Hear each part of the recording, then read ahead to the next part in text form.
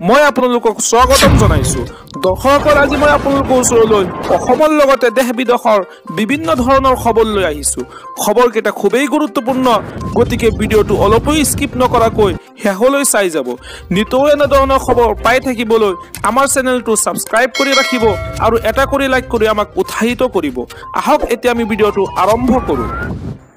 আজি আমাৰ প্ৰথম খবৰটি খুবেই গুৰুত্বপূৰ্ণ, এটা বিগ ব্ৰেকিং নিউজ। অসম কেবিনেটৰ গুৰুত্বপূৰ্ণ সিদ্ধান্ত। অসমত নতুনকৈ পুনৰ ৩,১৪,৭৭৩টা পৰিয়াললৈ প্ৰধানমন্ত্ৰী আৱাস যোজনা গৃহ প্ৰদান কৰিব ৰাজ্য চৰকাৰে। PMAY ঘৰৰ তালিকাত আছে নেকি আপোনাৰ নাম? নাম নাথাকিলেই দিয়ক অভিযোগ। মুকলি কৰা হৈছে হেল্পলাইন নম্বৰ।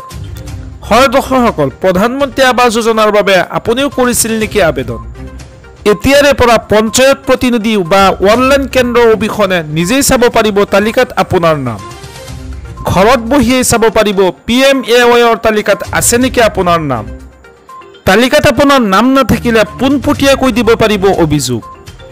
ইতিমধ্যে চৰকাৰী ঘৰৰ নতুন তালিকা প্ৰকাশ কৰা হৈছে। ঘৰত বহিয়ে ফোন কৰি এতিয়াই অন্তৰ্ভুক্ত কৰক আপোনাৰ নাম। নতুনকৈ পুনৰ ৩,১৪,৭৭৩ গৰাকীক দিয়া হ'ব চৰকাৰী ঘৰ। অসম কেবিনেটৰ গুৰুত্বপূৰ্ণ সিদ্ধান্ত। ঘৰ লাভ কৰিবৰ বাবে সেই বিশেষ ফোন নম্বৰটো হৈছে 8810389745 আৰু লগতে হেল্পলাইন নম্বৰটো হৈছে 01123063285।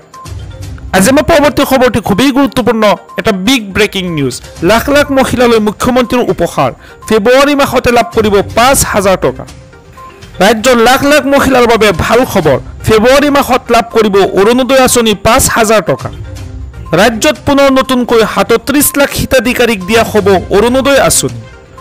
অৰুণোদয় আঁচনিৰ ৪ মাহৰ ধন একেলগে দিয়া হ'ব হিতাধিকাৰীসকলক। ফেব্ৰুৱাৰী মাহতে নিৰ্বাচন আয়োগে ঘোষণা কৰিব বিধানসভা নিৰ্বাচনৰ তাৰিখ। নিৰ্বাচনৰ আচৰণবিধি বলবৎ হ'লে নাপাব পাৰে অৰুণোদয় আঁচনি। সেইবাবে একেলগে ৪ মাহৰ অৰুণোদয় আঁচনিৰ ধন দিব ৰাজ্য চৰকাৰে। এইদৰে মুখ্যমন্ত্ৰী ডক্টৰ হিমন্ত বিশ্ব শৰ্মাই ডাঙৰ ঘোষণা কৰিছে ৰাজ্যৰ মহিলাসকলৰ বাবে।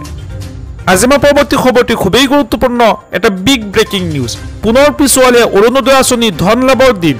১৭ ছেপ্টেম্বৰৰ পৰিৱৰ্তে ২৫ তাৰিখেহে লাভ কৰিব ধন।